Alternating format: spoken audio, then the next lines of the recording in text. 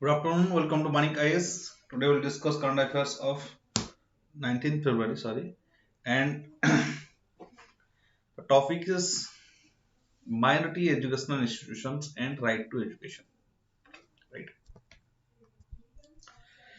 Recently, Supreme Court had refused to entertain petition questioning the exclusion of madrasas and Vedic schools from the ambit of right to education, right of children to free and compulsory education, RT Act 2009. So basically, it says that Supreme Court rejected that under RT we cannot consider the madrasa education, right?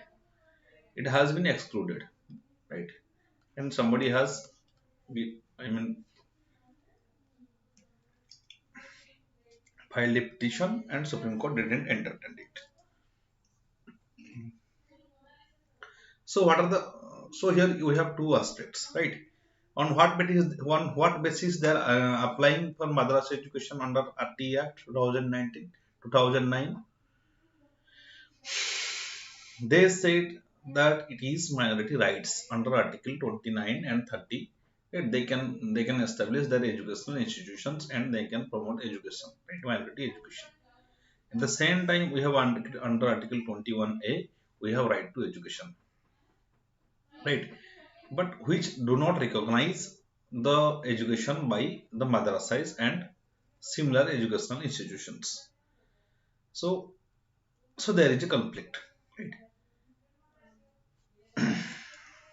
So right to education. So what are the legal provisions on regarding minority education institutions and right to education? Right to education comes under Article 21A.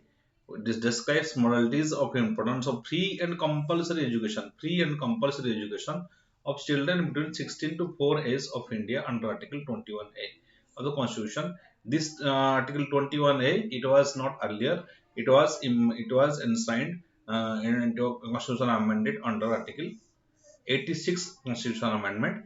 The right to education has introduced in Indian Constitution. Right. What is the main provision? The main provision is it provides 25% reservation for disadvantaged sections of society, and disadvantaged group includes the scheduled caste and scheduled tribes, socially backward class, and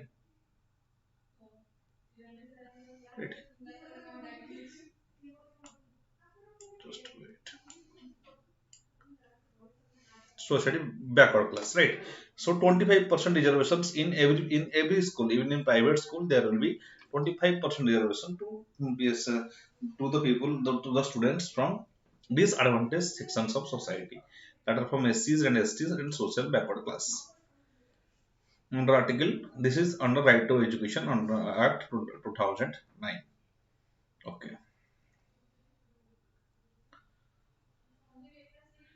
Article 29 and 30 of the Indian Constitution, we have already discussed that Article 29 and 30 in fundamental right contain provisions securing rights of minorities and minorities run institutions. Minority institutions have fundamental right under Article 30 of the institution to establish and administer their educational institution according to their choice. See the Article 30, it says that minority can establish and administer their educational institutions under according to their choice. In this context, right to education was amended to add section 1 clause 4 and 1 clause 5 of this act. Section 1 of RT states that nothing contained in this acts are applied to madrasas, Vedic Patsalas and educational institutions primarily imparting religious instruction. So those institutions which are impacting religious institutions, they will not be included in the Right to Education Act. Uh, and then the clause 4 says that subject to the provision of Article 29 and 30 Constitution, the provisions shall apply to confer of rights on children, free and compulsory education. Right. That will also, that means it will ensure free and compulsory education to the minorities. What are the arguments of petition? Avoiding religious connotation in the formative years. Section 1 and Section 1.4 and 1.5 fail to children aged between 6 to 14 years in their formative years, and such education brings about religious connotation in the minds of the children.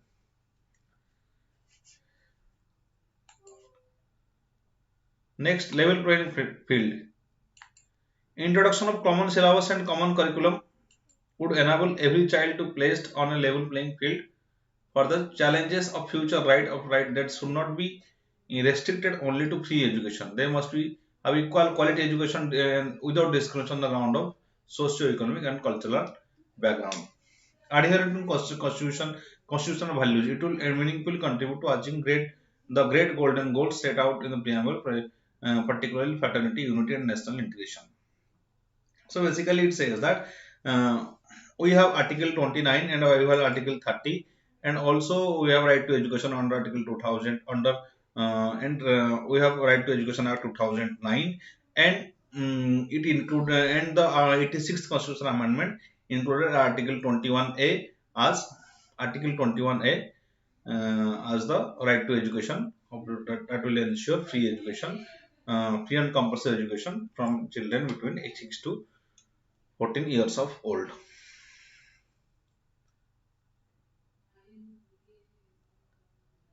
Right.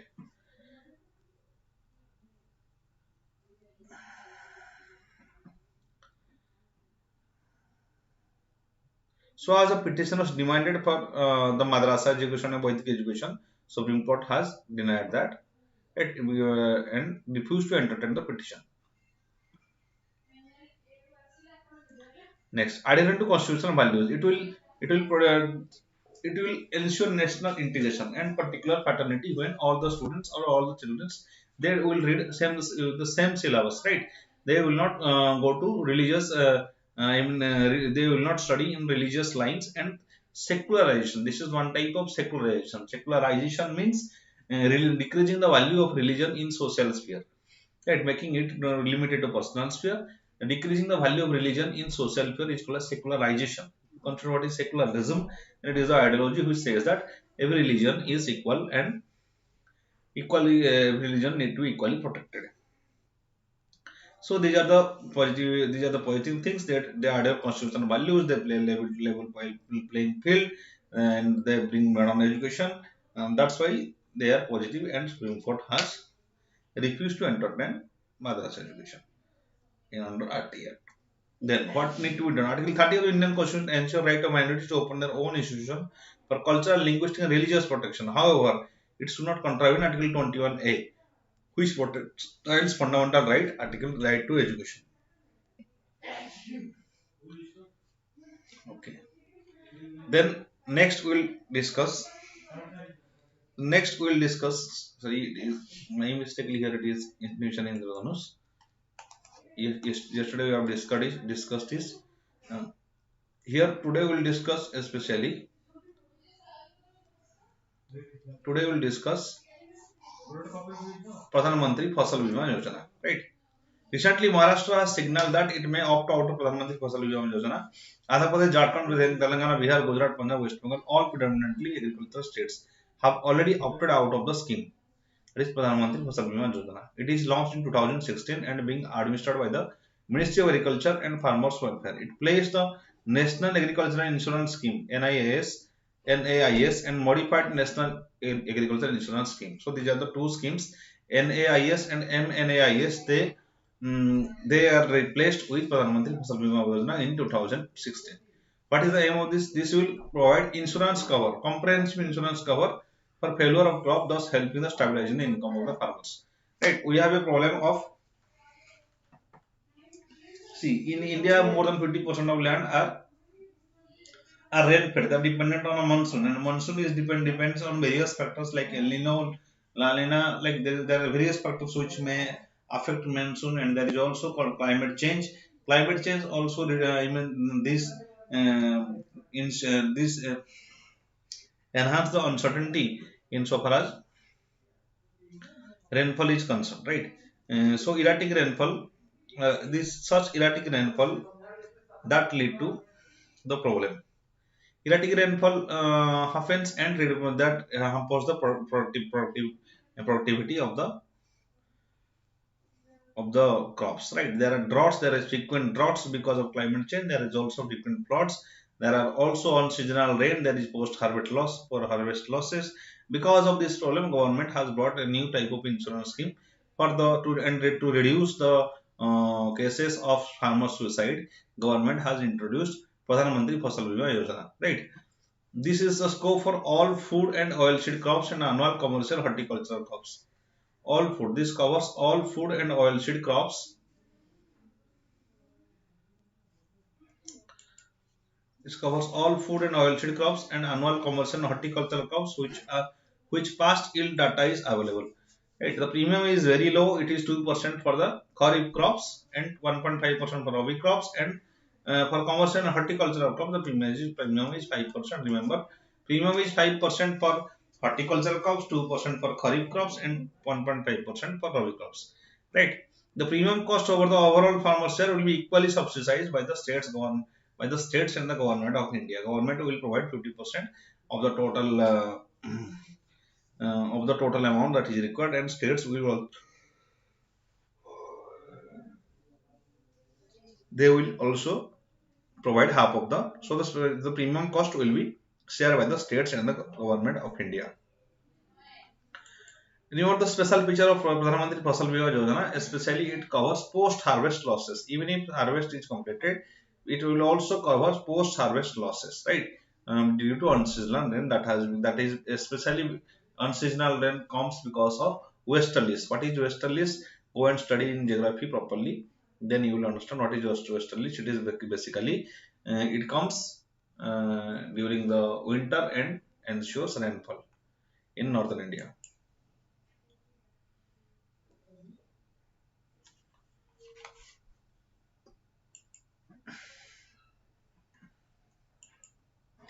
Implementation by empanel general insurance companies, the section of implementing agency done by concerned state government through bidding. Revamped Pradhan Mantri Fasal Bima Yojana is often called as PMFBI 2.0, which has following features: completely voluntary, right? Enrollment will be completely voluntary. It is not mandatory like previous cases. In certain cases, for example, in case of your Kisan credit card or crop loan, then there was voluntary. So now it has become voluntary, 100% voluntary for all farmers from 2020 Kharif. Earlier, it was compulsory for loany farmers availing crop loan and Kisan credit card account for notified crops.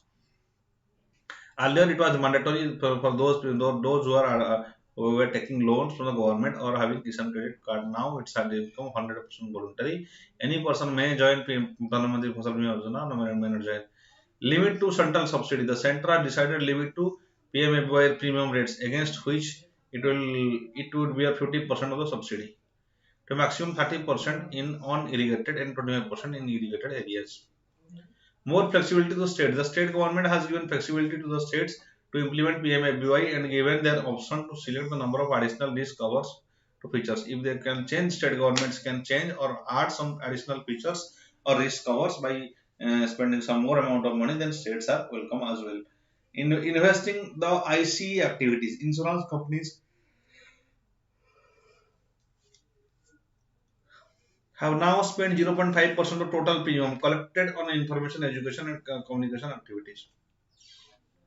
So out of total spend, insurance companies has to spend 0.5% on information, education, and communication activities.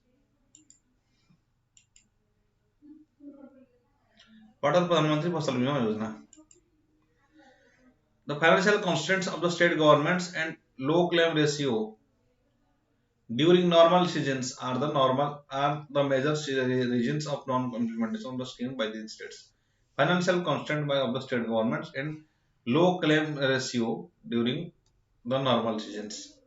That's why State governments are not interested. States are unable to deal with the situation where insurance companies compensate the farmers less than the premium they have collected from them in the center. Right. So insurance companies here play the role and they provide they compensate the farmer less than the premium. Right. That's why the states do not want to take such issues. Then state government failed to release the funds on time, leading to delays in releasing the insurance compensation. There is delay by the state government. Then defeats this defeats the very purpose of the scheme, which want to provide timely financial assistance to the farming community. So the timely financial assistance to farming community is not being successful because states are releasing the funds lately and companies are not paying properly. So there are various constraints to implement the plan of agricultural insurance.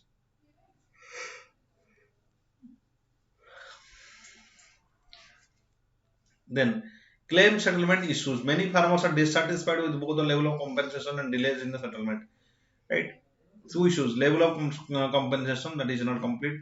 The role and power of insurance companies is significant. In many cases, it didn't investigate the losses due to localized calamity and therefore didn't pay the claims. So there are various problems. Many times they didn't pay the claims. I mean they delay the payment and also they pay less than the amount that is the farmers expect. That's why there is claim settlement issues. There are the issues. Then implementation issues. Insurance companies have shown no interest in bidding for the clusters that are prone to crop loss. Right.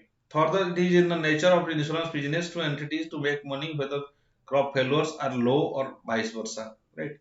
So insurance companies their money is priority. So those areas which are high chances of crop loss, the insurance companies are not no insurance company is showing interest.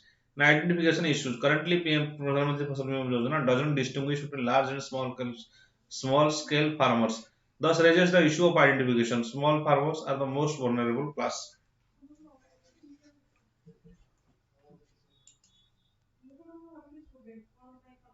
And what need to be done? Improving PMFBY. If the farmer is not enthused by the crop insurance, despite 95 to 98% subsidy on premium, it means that the product per se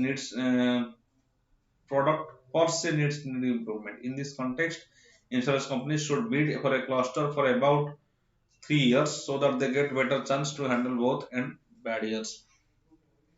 So insurance companies may make a insurance for 3 years. So the both balance and both that will handle both good and bad years. The bids need to should be closed before the onset of Kharif and Rabi season. And adopting bid model. The Maharashtra bid model is being followed, where company assumes liability only up to 110% of the premium collected on shares gain in a good year of the state with the state government. This model can emerge as a way out of current match. So maximum 110% of the premium to be given by the investor. In the Maharashtra, this has started. So this is completely your PM Fasal Bima Yojana. Next, we will see River Devika project. What is River Devika project? Jammu and Kashmir.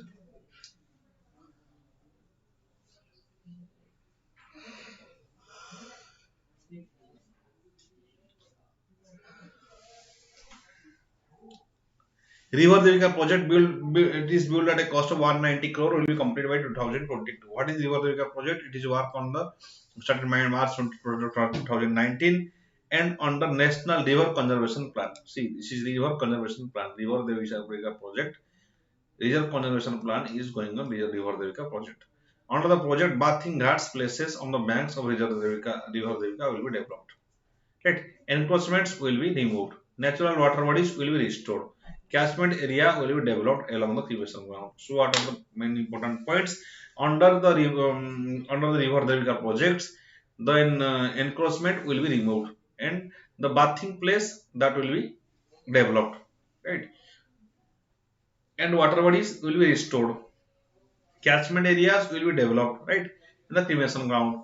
The project also includes construction of three sewage treatment plants.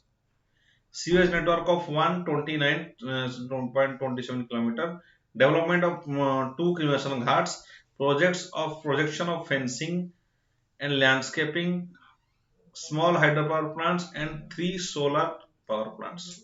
So this is under the river Devika project. It will also include three sewage treatment plants, right?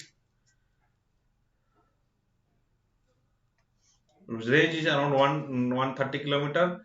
Development of two cremation ghats and protection fencing and landscaping. Small hydropower plants and three solar plants are also included in the River Devika project. What is the importance of Devika River? Devika River originates from the hilly of Suddha Mahadev temple.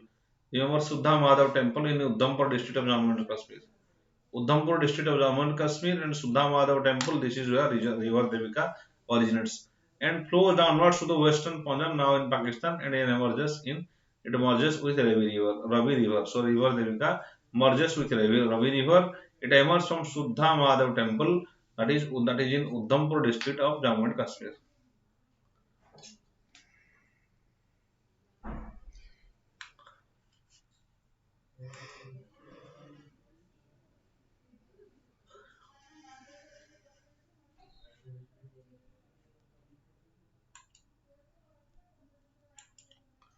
The river holds religious significance, and as it is covered by Hindus and as it is covered by Hindus as a sister of Ganga. River Devika is the sister of Ganga. This is why regarded by the Hindus. So it has religious importance. In June 2020, Devika River Bridge was inaugurated in Udhampur. Apart from taking tariff congestion, the Devika Bridge is also meant to help smooth passage of army convoys and vehicles.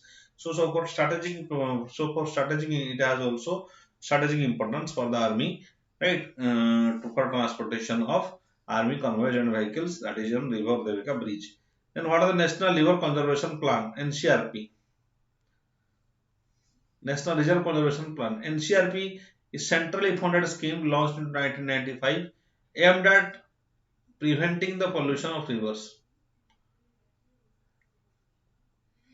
National Reservation Plan. This it is a centrally funded scheme whose aim is preventing the pollution of rivers. Then program for river reservation is being implemented by National Reserve Conservation Plan (NCRP), sorry NRCP, and National River Ganga Basin Authority (NGRBA). So this river conservation are being implemented by these two bodies.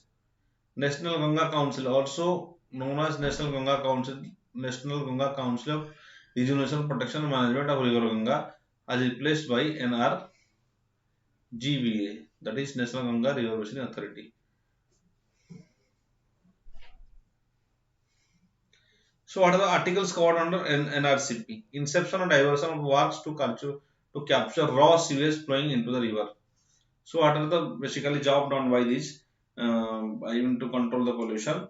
First thing that in interception and diversion of works to capture raw sewage going into river to through open drains and divert them for treatment. Right? They can take the raw sewage. Then sewage treatment plants are for treating the diverted sewage. Then low cost sanitation works to prevent open defecation on river banks. So these are the activities covered under NRCP. First thing is that they will capture the raw sewage. There will be also treatment plants that will treatment the directly in the sewage. And also low cost sanitation works to prevent open defecation in river banks.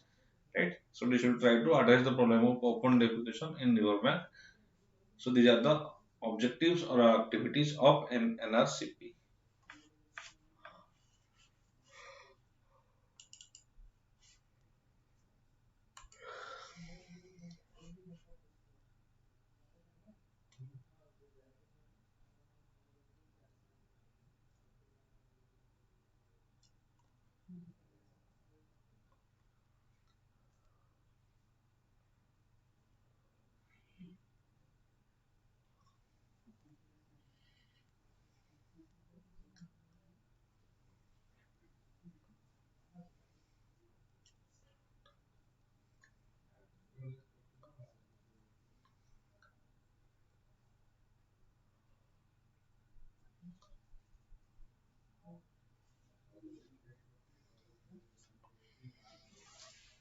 Next is initial public offering, IPO.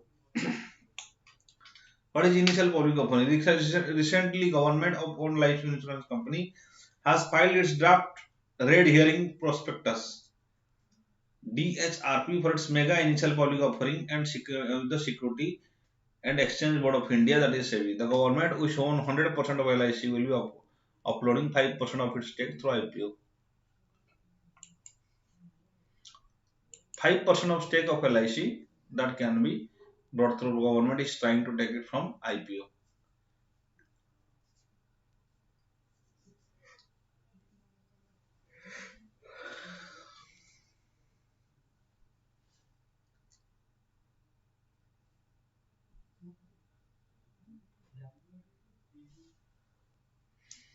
LIC is fully owned by government. It was set up in 1996, 1956. Biggest share in Indian insurance business. Right? What is IPO? IPO means it is, remember this is very important so far as prelim is concerned.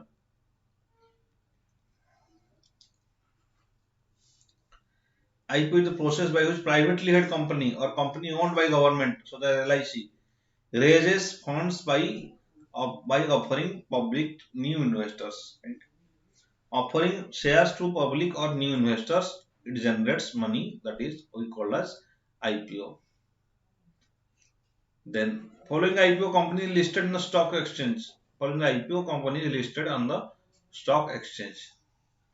Stock exchange is an organized market for the sale and purchase of security such as shares and markets and bonds. This is an IPO. So IPO must be released at fast, right? Then the company will be listed in the stock exchange. This listed company can raise capital growth and orientation for the future. Listed company can raise capital and growth for the expansion in the future through follow public offering. So initially the public offering is called as IPO. Right? This ensures participation of public and the common citizens in the marketing or in the business. So government has decided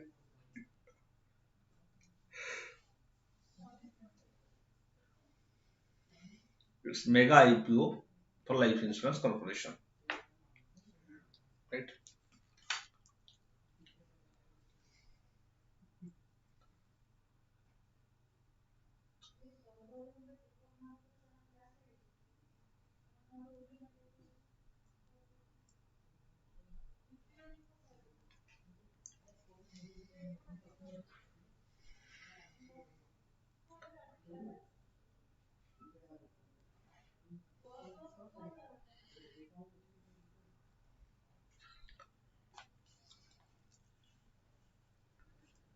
Then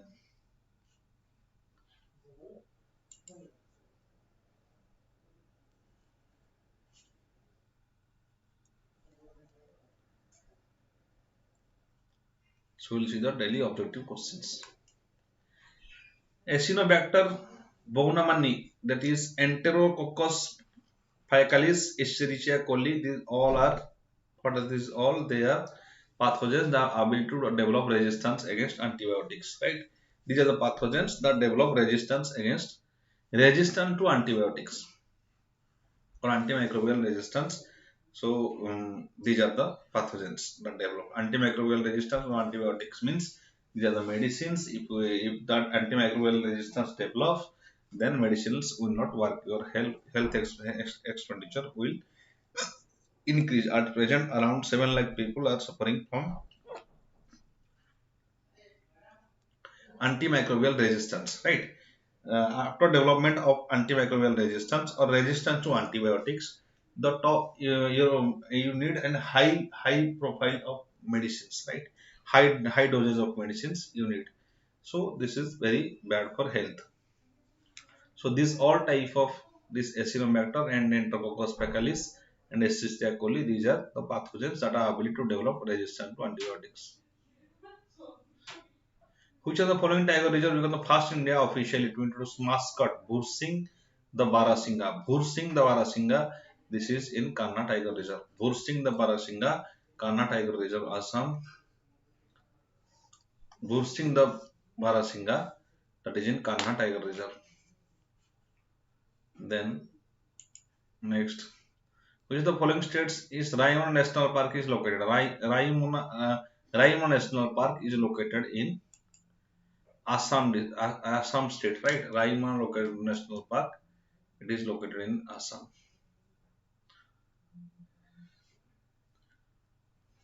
So for today, this is here the lectures end.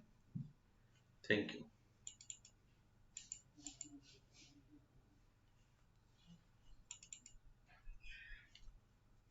Like this video, share this video, and encourage us to continue this program.